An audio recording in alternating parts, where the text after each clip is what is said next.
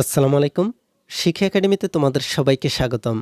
এই ভিডিওতে আমি তোমাদেরকে ষষ্ঠ শ্রেণীর জীবন ও জীবিকা বই থেকে 10 মিলে করি কাজ এই অধ্যায়টির 108 পৃষ্ঠা ছকটি নিয়ে আলোচনা করব। আর এই ছকটিকে তোমরা কিভাবে সমাধান করবে আমি তোমাদেরকে তা দেখিয়ে দিব। তোমরা এই ছকটিকে সমাধান করার পূর্বেই 107 পৃষ্ঠা থেকে দলগতভাবে সমস্যার সমাধান খুঁজি এই লেখাগুলোকে ভালোভাবে পড়ে নিবে। তোমরা এখানে দেখতে পাচ্ছ তোমাদেরকে এই লেখাগুলোতে বলা হচ্ছে দলগতভাবে সমস্যার সমাধান খুঁজি। এরপরে বলা হচ্ছে আমরা কার্যকর যোগাযোগের কলাকৌশল জেনে নিয়েছি।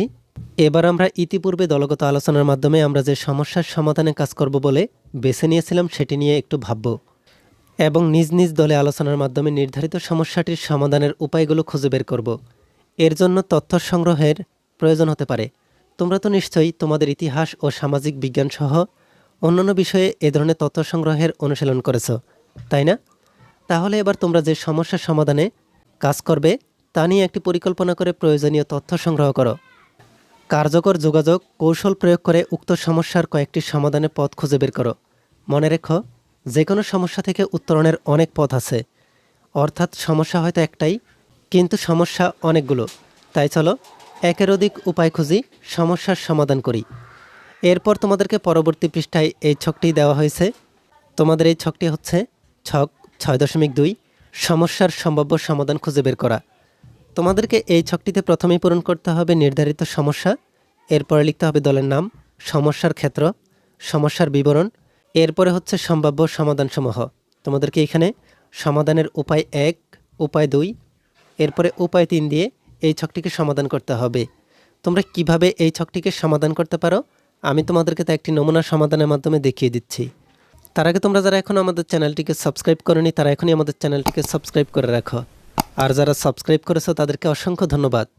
আমি এখানে এই ছকটিতে নির্ধারিত সমস্যার জায়গায় লিখেছি ওয়াশরুম সংকট, দলের নাম হচ্ছে জবা, সমস্যার ক্ষেত্র হচ্ছে বিদ্যালয় কেন্দ্রিক, সমস্যার বিবরণ হচ্ছে ওয়াশরুম সংকট, ওয়াশরুমে পানির সংকট, হাত ধোয়ার ব্যবস্থা নেই, অপরিচ্ছন্ন পরিবেশ।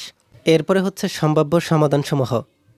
সমাধানগুলোর মধ্যে প্রথম উপায় হচ্ছে প্রধান শিক্ষকের নিকট আবেদন করে সমস্যার সমাধান করা।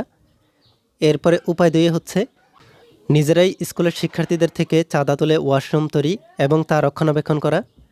এরপরে উপায় 3 হচ্ছে এলাকার গণ্যমান্য ব্যক্তিদের কাছে সমস্যা তুলে ধরা এবং তাদের কাছ থেকে টাকা নিয়ে ওয়াশরুম তৈরি করা, পরে নিজেরা কমিটি গঠনের মাধ্যমে তা রক্ষণাবেক্ষণ করা এবং পরিবেশ সুন্দর রাখা। তাহলে তোমরা দেখতেই পাচ্ছ তোমরা কিভাবে এই ছকটিকে সমাধান করতে পারো।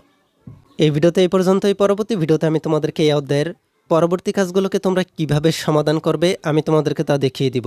এই ভিডিওটি তোমাদের কাছে ভালো লাগলে ভিডিওতে লাইক ও শেয়ার করে দাও, আর পরবর্তী সকল ভিডিওগুলো পাওয়ার জন্য আমাদের এই চ্যানেলটিকে এখনই সাবস্ক্রাইব করে রাখো।